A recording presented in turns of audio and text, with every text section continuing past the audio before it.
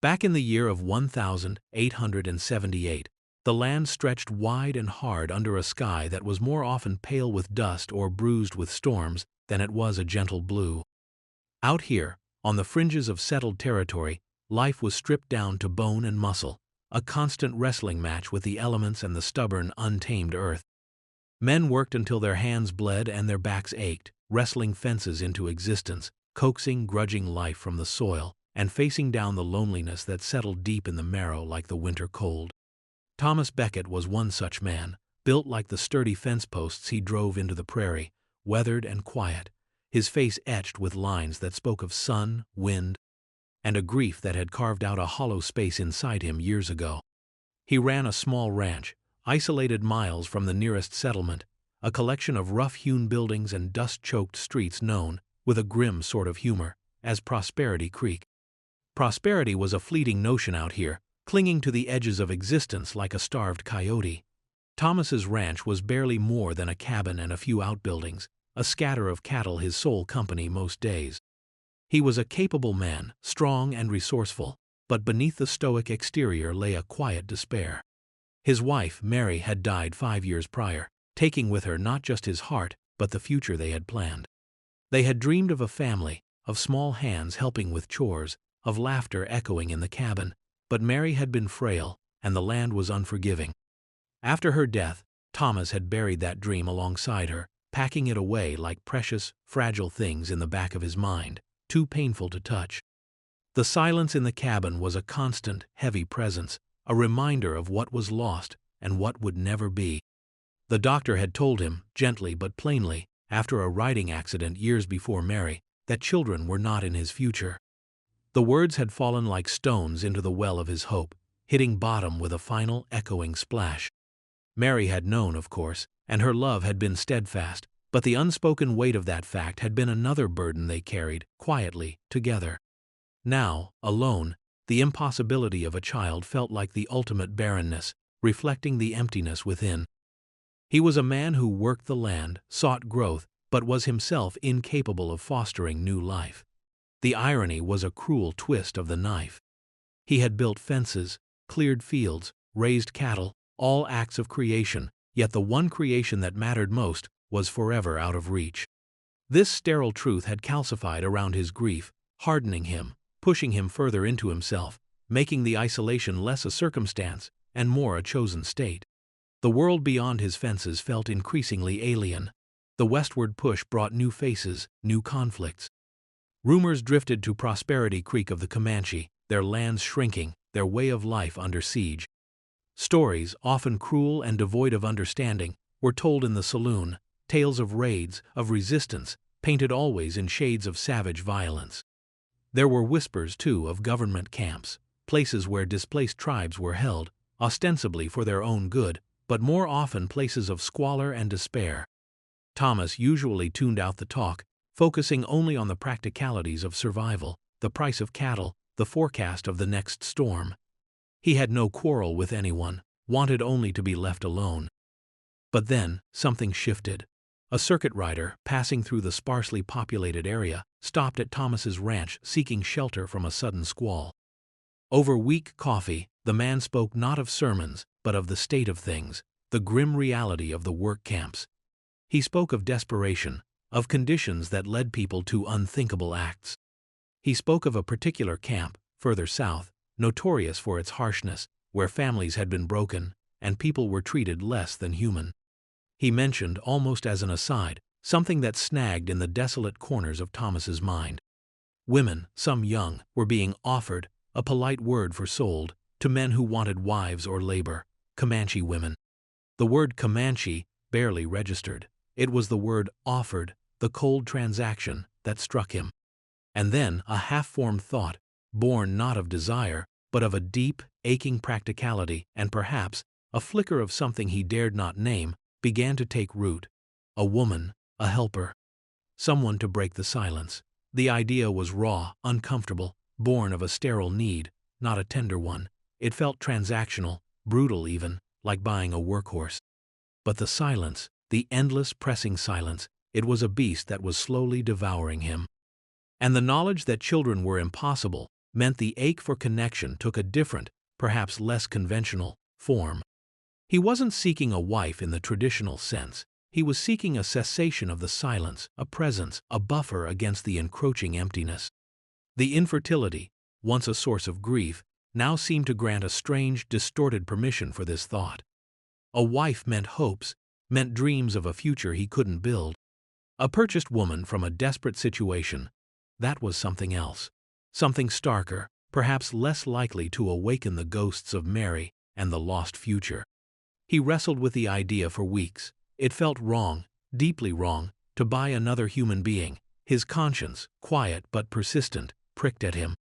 But the circuit rider had painted a grim picture of the camp, of people starving, of women facing fates far worse than a lonely rancher's cabin. Was it rescue, in a twisted way? Or was it simply giving in to his own needs, using another's desperation? The lines blurred in the harsh light of his isolation. The silence, the gnawing loneliness, the sheer physical labor required to keep the ranch afloat, it was wearing him down. He needed help, he needed something. The journey south was long and dusty. Thomas rode with a grim resolve, his pockets holding the sum total of years of careful saving.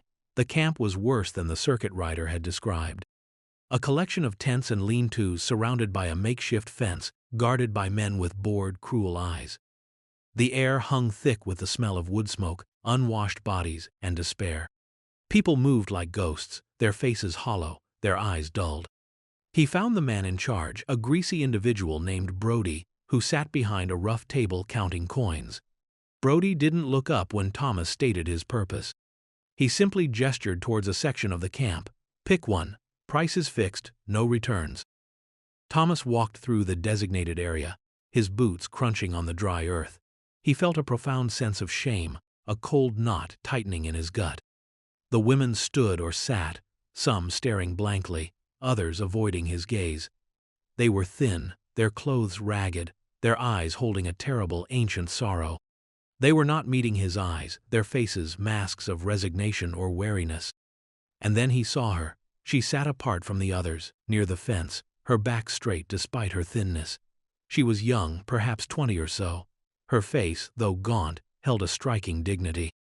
Her hair was dark, braided neatly. Her eyes, when they flickered up and met his for just a second, were dark and intelligent, holding not resignation, but a spark of something else, perhaps defiance, perhaps just a deep, private sorrow. They were not dulled like the others. They seemed to see him, truly see him, not just as another potential buyer, but as a man standing there, awkward and out of place. He stopped in front of her. She didn't shrink away. She simply looked at him, her expression unreadable. "Her," Thomas said, his voice rough.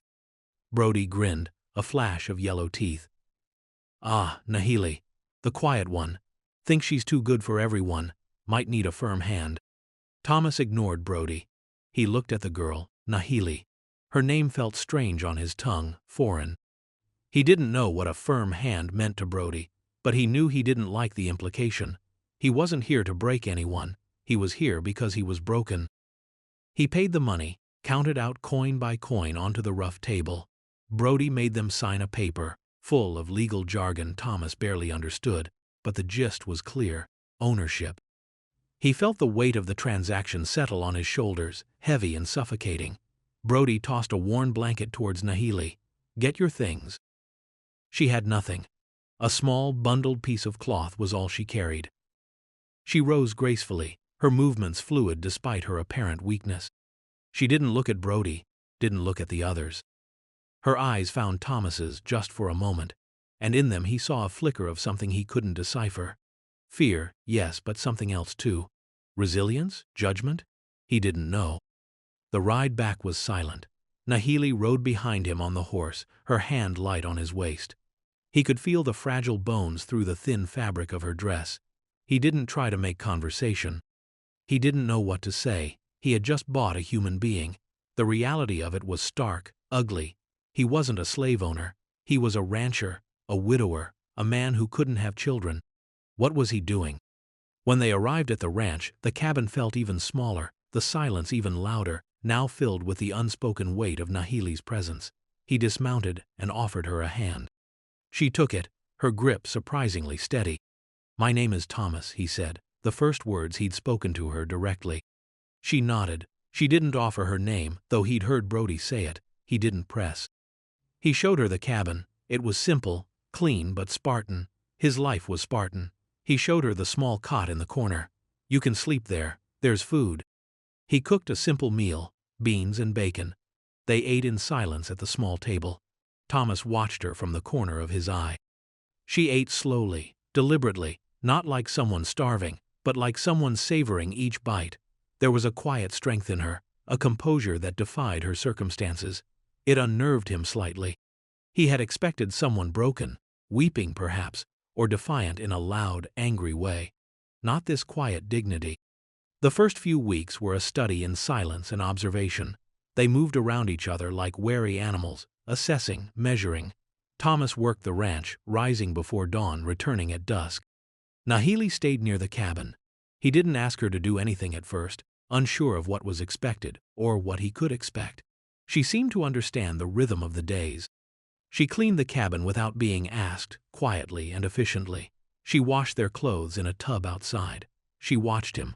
He felt her eyes on him sometimes, curious, perhaps judgmental. He learned small things about her by watching. She woke before him, sitting outside the cabin sometimes as the first light touched the prairie, her face turned towards the east. She seemed to communicate with the land, with the sky, in a way he didn't understand. She moved with a quiet grace, her bare feet making no sound on the packed earth. She spoke only when necessary, her voice soft, her English halting but understandable. She asked for nothing. He, in turn, revealed little. He kept his routine, his grief a silent wall around him. He didn't speak of Mary, didn't speak of the infertility, didn't speak of the ache that drove him to this strange arrangement. He simply provided food, shelter, safety from the outside world. Safety from Brody, from the camp, from whatever future she might have faced. It was a practical transaction, he told himself, a solution to loneliness and the need for help, for both of them perhaps. A cold, necessary thing. One evening, a sudden storm blew in, fierce and fast. The wind howled like a thing grieving, tearing at the cabin's shutters, rattling the very foundations. Rain lashed down, blurring the world outside.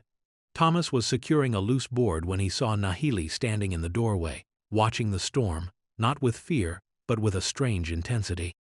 "This is a big wind," he commented, stating the obvious, just to break the roar of the storm.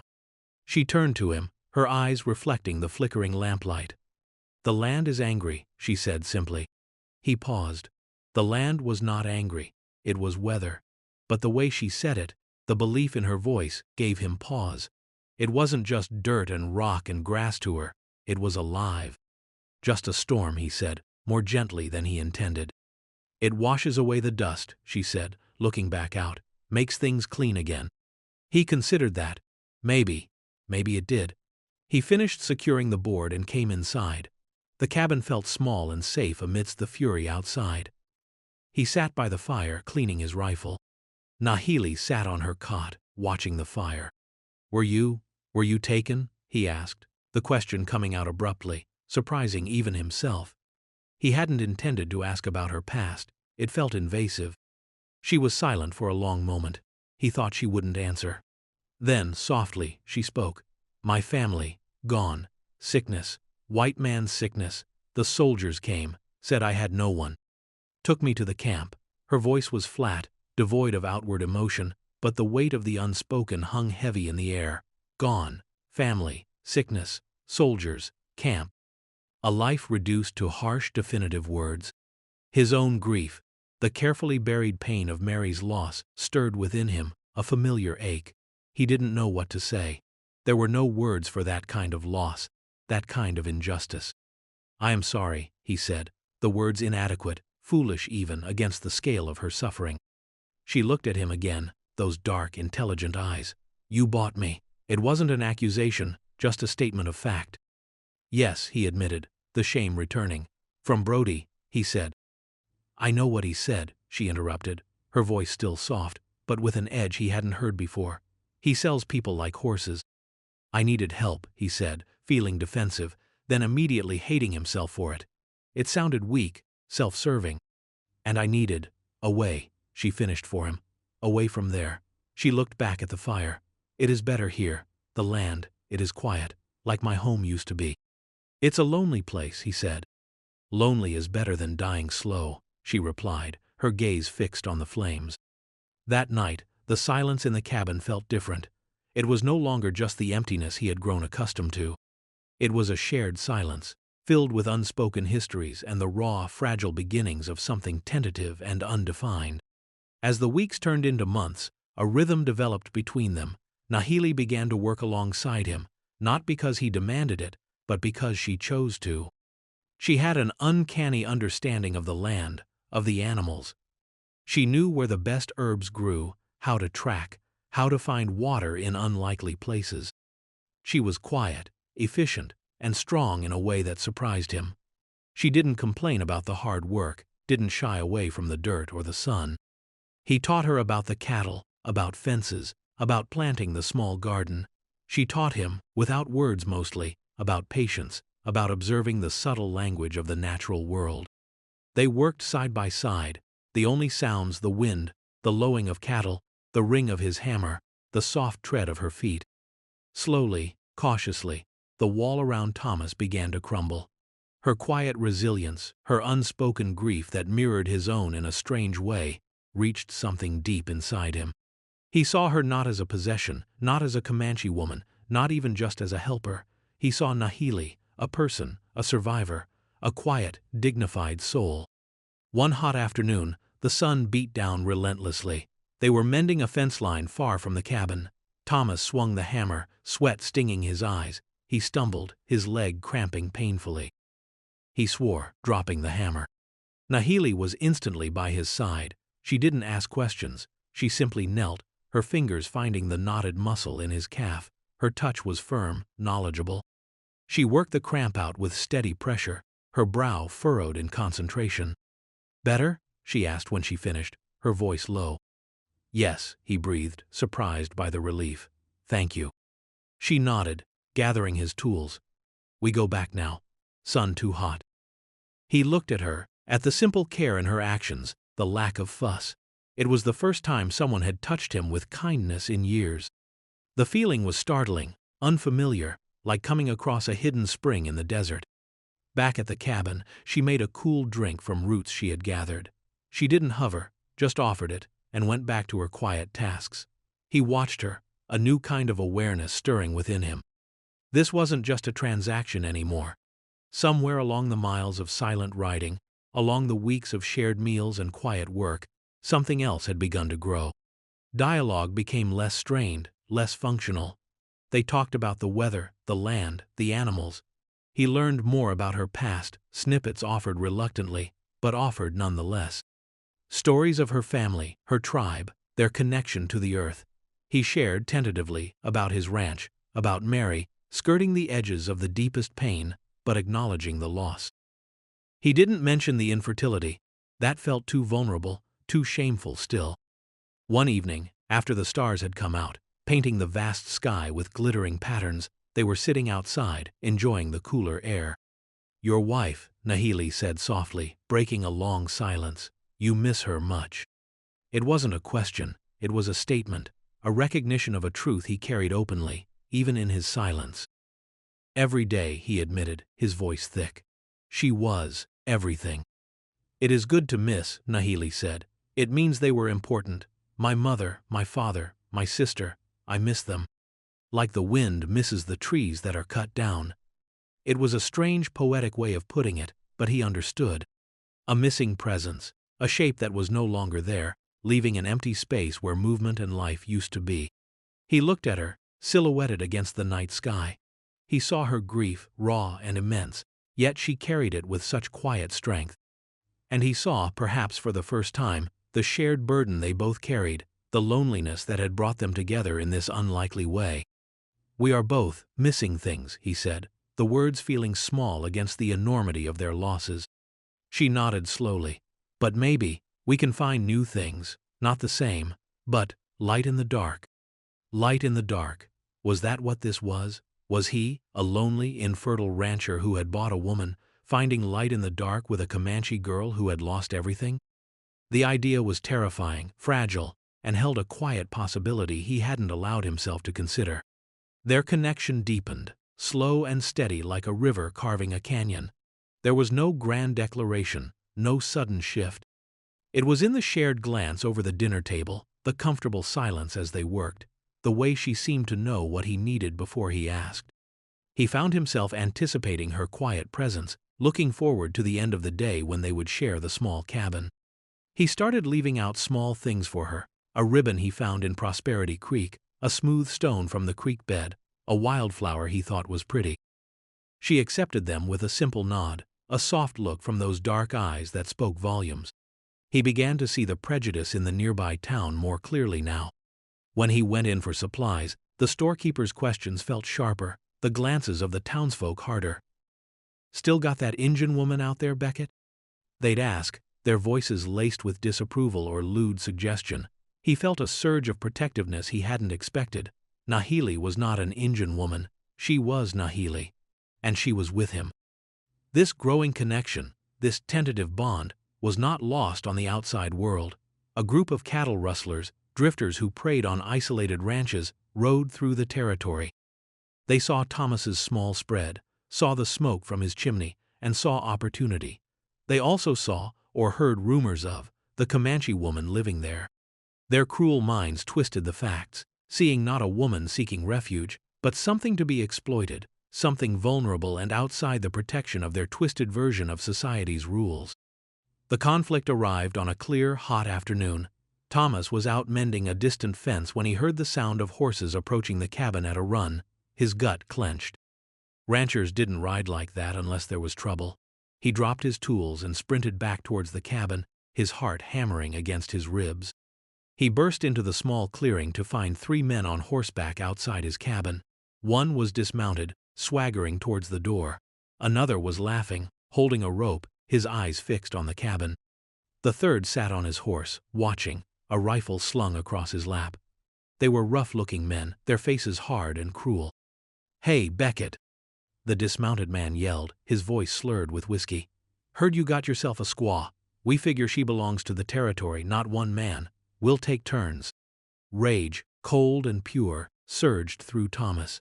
They weren't just threatening his property, they were threatening Nahili. The protective instinct, long dormant, flared into a burning fire. He didn't hesitate. He didn't have his rifle, but he had his hammer. He charged towards them, yelling, a wild sound torn from his throat. The men turned, surprised by his sudden attack. The one with the rope dropped it, fumbling for his pistol. The dismounted man stumbled back. The man on the horse raised his rifle. Thomas didn't stop. He swung the hammer, hitting the dismounted man in the shoulder. The man roared, dropping his pistol. Thomas lunged for it, scooping it up from the dust. The man on the horse fired. The shot went wide, kicking up dirt near Thomas's feet. He ducked behind a water trough, raising the stolen pistol. Just then, the cabin door burst open. Nahili stood there, not cowering, but holding Thomas's rifle, steady in her hands. He hadn't taught her to shoot it, but she had clearly watched him, learned its weight, how he aimed. She raised the rifle, aimed deliberately at the man on the horse, the biggest threat. The rifle cracked. The man cried out, clutching his arm, the rifle clattering to the ground. The other 2 men stared, stunned by the shot and the sight of the Comanche woman standing there, holding the rifle like she meant business. "Get out!" Thomas roared, stepping out from behind the trough, the pistol aimed steadily at the man with the injured arm. "Get out, and don't ever come back." The rustlers exchanged nervous glances. They were outnumbered, hurt, and clearly hadn't expected this kind of resistance, especially not from the woman. The man with the injured arm cursed, his face pale. "This ain't over, Beckett," the dismounted man snarled, scrambling back towards his horse. "Yes it is," Thomas said, his voice low and dangerous. "Ride." They scrambled onto their horses, leaving the dropped pistol and rope behind. They spurred their horses and galloped away, disappearing in a cloud of dust. Thomas stood there for a moment, breathing hard, the adrenaline coursing through him. He lowered the pistol, his hand shaking slightly. He looked at Nahili. She still stood in the doorway, the rifle held ready. Her face was calm, determined. He walked towards her, towards the cabin. When he reached her, she lowered the rifle. Her eyes met his. They were clear, steady, and filled with a silent strength that took his breath away. "You knew how to use that," he said, stating the obvious again. She gave a small, almost imperceptible nod. "I watched you." "You saved me," he said. "We saved each other," she replied softly. In that moment, standing in the doorway of his small, rough cabin, the dust settling from the aborted attack, the bond between them solidified. It wasn't just about practical necessity anymore. It was about courage, loyalty, and a shared defiance against a world that wanted to break them both. The word "bought" felt like a distant echo, a sound from another life. It had brought them together, yes, but what had grown between them was something that could never be bought or sold. The aftermath of the confrontation changed things irrevocably. News traveled fast, even in the sparse territory. The story of the quiet rancher and the Comanche woman who defended their home with a rifle became a local legend, twisted and exaggerated with each telling. For some in Prosperity Creek, it confirmed their prejudices. The wild Injun woman was dangerous. But for others, it forced a grudging respect for Thomas Becket and the unlikely partnership he had forged. He had defended his property, yes, but he had also defended her. Thomas didn't care about the talk. All that mattered was the quiet understanding that now flowed between him and Nahili. The barriers were gone, replaced by a deep, mutual trust forged in shared danger. The silence in the cabin was no longer empty. It was comfortable, filled with the quiet presence of another soul. He began to rely on her judgment, on her knowledge of the land. She was more than a helper, she was a partner. He shared the decisions about the ranch with her, listening intently to her quiet observations. Her insights were often profound, rooted in a connection to the earth he could only admire. The infertility remained, a physical reality, a private sorrow he still carried. But the crushing weight of it had lessened. He couldn't have children of his blood, but he wasn't barren in spirit. He was nurturing something else, a bond, a partnership, a shared life built on mutual respect and affection. He had found a different kind of family, one not defined by blood, but by resilience, shared hardship, and unexpected connection. One evening, months after the attack, they were sitting outside as the sun dipped below the horizon, painting the sky in fiery colors. It was a familiar ritual now, a quiet moment of shared peace at the end of the day. "Thomas," Nahili said, using his name easily now, "your sorrow, it is quieter now." He looked at her, surprised she had noticed, surprised she would voice it. "Yes," he admitted, "it is. The missing piece, it is still there," she said, her gaze steady, "but it does not fill everything." "No," he agreed, the words feeling true in a way they hadn't before. "It doesn't." He hesitated, then decided to speak a truth he had held back for so long. "Mary and I, we wanted children, couldn't have them. Doctor said I couldn't, after an accident. That's part of the quiet." He watched her face, braced for, he didn't know what, pity, disappointment.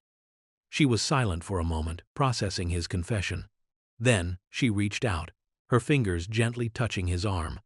It was a simple gesture, but the tenderness in it was immense. "The spirits give life in many ways," she said softly, "not just one way. A plant grows, a calf is born, a bond grows between two people. These are also life." He looked at her hand on his arm, then up at her face. Her eyes were full of understanding, acceptance. She wasn't judging him, wasn't pitying him. She was simply seeing him.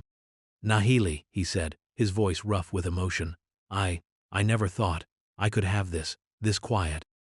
"This is home now," she said, sweeping her hand to encompass the cabin, the fences, the wide open land around them. "Our home." Our home, the words settled deep within him, filling the hollow space that grief and loneliness had carved out. It wasn't the home he had planned, the future he had dreamed of with Mary. It was something different, something unexpected, born from hardship and injustice, but nurtured by resilience and a connection that transcended prejudice and circumstance. They built their life together on that quiet ranch. The physical scars of their pasts remained, unseen but present. The world outside still held its prejudices, its dangers. But within the fences of their home, they found a refuge, a partnership, a quiet love that had grown from the most unlikely of beginnings. Thomas Becket, the infertile cowboy, and Nahili, the Comanche girl bought from a harsh camp, had found not just survival, but something infinitely more precious. They had found each other, and in doing so, they had found their soulmate. The land, once a reflection of Thomas's barrenness, now felt fertile with the quiet promise of a future built together, day by painstaking day, under the wide, forgiving sky. Their story became a testament to the resilience of the human spirit, the capacity for unexpected kindness to blossom in the harshest soil, and the profound truth that home is not just a place, but a bond forged between souls who choose to face the world together, finding belonging where they least expected it.